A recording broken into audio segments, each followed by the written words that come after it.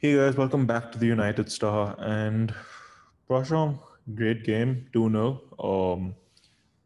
Think about it, I'm not gonna call this anything. It's not surprising. Yes, it's against how things were going at United with the performances that we were putting, but it's not something that we should be surprised from the side that we have. But before I'm going to ask you this, and then I'm going to break it down. So we'll look at the game as a whole. So I know we all are super excited with the result, but we're gonna break it down slowly. So let's keep it in together. Let's talk about the game as a whole before we get into individual performances. What was your take? What was your take on how Ole set out for this game? Because from minute one, it seemed like this wasn't a game that he was going for the nil all. Yeah. So I think Vishesh, there are two, three things here. First of all, in our preview, we said we're expecting a lull, but on a given day, this United team is good enough to beat any team in the league. That's the first thing that comes to mind, and that's what's happened today. We have the quality, and we clearly showed it. Like you said, from the first minute to about the first 15 to 20 minutes, we were right at their throats. It felt like that game where we won 2-0 before the lockdown against City. We were right at their throats. Mind you, this wasn't counter-attacking football for the first 30 minutes. We absolutely dominated City for those 30 minutes. We should have had another goal there with sort of Rashford had a small chance. Shaw took a shot with his right leg, which Edison saved quite easily. But we could have easily had a couple of goals more in that period of 30 minutes. And I think we were very quick out of the blocks. And that has been one of the things that, we've been criticizing this team for. That, well, we start off very slow. But in both halves, we started very well. And that is what allowed us to sort of dominate the game. And then obviously, City had their chances. They're a very quality team. I mean, there's no question about it. Raheem Sterling continues to not be able to score against Manchester United. So that's something that's brilliant to watch. But apart from that, I think it was a very good performance considering what Oli had in terms of resources available to him. I think this is a very well managed game by him as well. And I think all the players stepped up to the plate. The other thing which is interesting is, Vishesh, you said this is against the run of the way things are happening at United. While that I think is partly true, the other thing the commentator sort of said is that last 22 games, the only game we've lost in the Premier League is against Sheffield.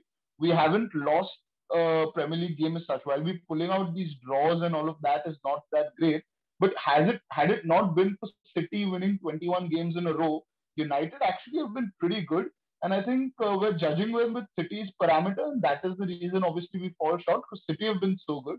But I think United, I think that when the commentator said that, I was also quite surprised. 22 games, we've just lost one, which was against Sheffield. I think it's an incredible stat and an incredible achievement on the behalf of Oli and the team to be able to pull together this way. Yeah, and that's what we call progress, Prasham, and we're headed in the right direction. But let's focus on the game, and I'm gonna pick out some factors that I want you just to discuss. Um, Number one, Anthony Martial. I think he had a brilliant game, even though he missed that chance. I think the way he was holding up play, I respect that. So that's player one. Player number two, Dean Henderson. He may not have had that much to do. If I'm not mistaken, he made one crucial save. Other than that, everything was directed to him. But the ball he played to Luke Shaw for the second goal is something we don't see from David De Gea. So is he putting in a very strong case for him to take that number one spot? And is this the perfect time for, with De Gea out for family reasons, is it the perfect time for Dean Henderson? And number three, Luke Shaw just does not stop, does he? So I think Martial is a tricky one here because he should have definitely scored that goal.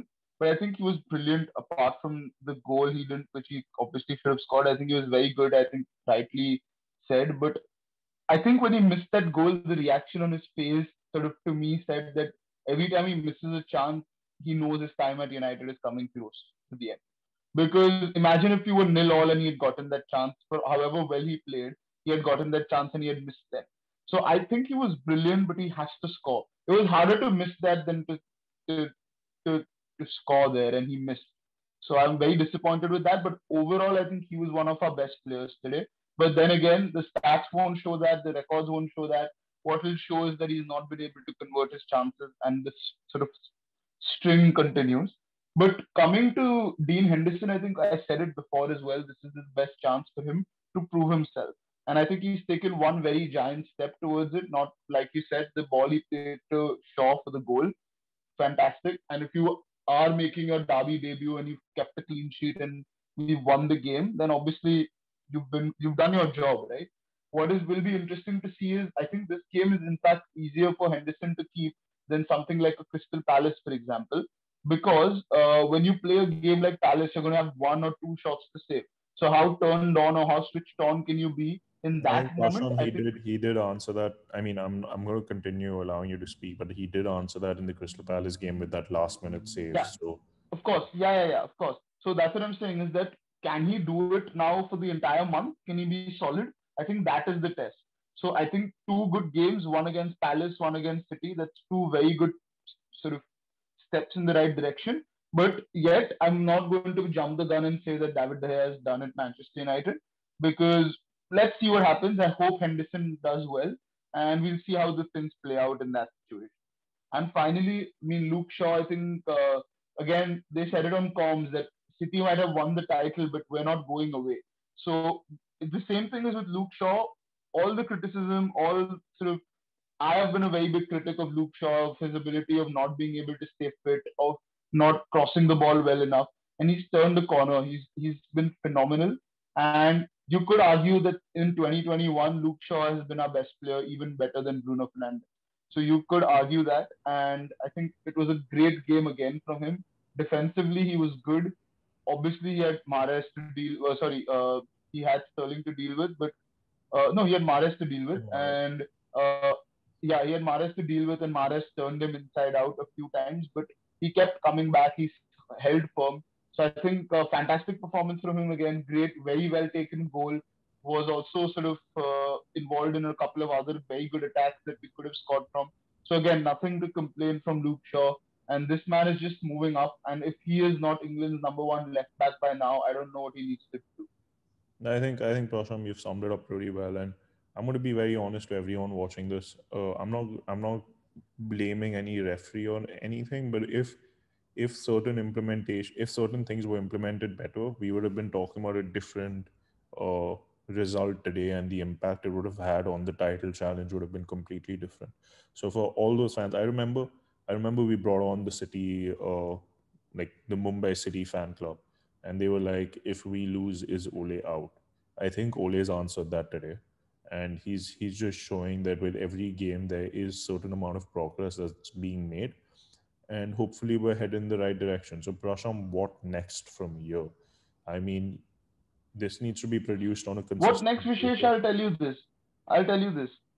I never thought we were in a realistic title challenge, and this win, I don't think we're yet challenging City for the title. But I'll tell you this: what I want is by the end of the season, let's try to be under 7 points in terms of first and second. Let's try to close that gap to about 7 points, 6, 7 points, 8 points even. Let's aim for that because if we do that, that means that we're serious contenders for next season. See, I'll tell you this right now. I think we've consolidated ourselves as a top two, top three side. We've definitely consolidated ourselves as that. That is a big step forward because we were fighting for top four. We are now a top two, top three side that is guaranteed. It's a little bit like Leicester City. But we need to make that step forward if you want to be a title challenger. And I'll tell you where the slip up is. The nil-all draw doesn't bother me against Chelsea. What bothers me is the one-all performance against West Brom, the nil-all against Palace. These are the games that bother me more than the nil-all against Chelsea. These games are the ones that sort of decide your season. And these games have to be turned on, we need to be switched on, or we need to win scrappy games. But if we are about 7, 8 points away from City at the end of the season, I think it'll be a phenomenal achievement for this United team considering the squad we have. Let's not forget, today we had the likes of Cavani, Pogba, Van de Beek missing. We had nothing on the bench to come on and change the game. You know, that is another thing that people don't consider. Paul Pogba has been out for almost a month and a half, 2 months now, and yet we are performing week in week out. We're trying to create. So I think all things considered, if we are 7 or 8 points off City by the end of the season, I think it'll be a great achievement. I think you summed it up well. And for all you fans out there, let's focus on the next game. This game's over. Let's be happy that the record that was broken wasn't ours and was theirs. Let's again remember it's been over 490 days or something since we've lost an away game, even if that includes draws in it. And we've beaten the so-called best team in Europe. So let's enjoy that. Let's enjoy Liverpool losing to Fulham. Let's enjoy the Scousers going down. Who knows? Maybe Fulham can drag them down to a relegation battle sometime soon. But yes, that's about it. I think being United fans, it's a very good time. Manchester's red, even though Prasham and I don't stay in it. But we're going to enjoy that fact, and we're going to focus on the next game, which is the Milan game, which is a very important game because all competitions need to be taken seriously. And let's hope we can live up to the standards that were set by us today. And just before I end that, Bruno scores against the top six, whether that's a penalty or whether that's not. I think he's proved his worth.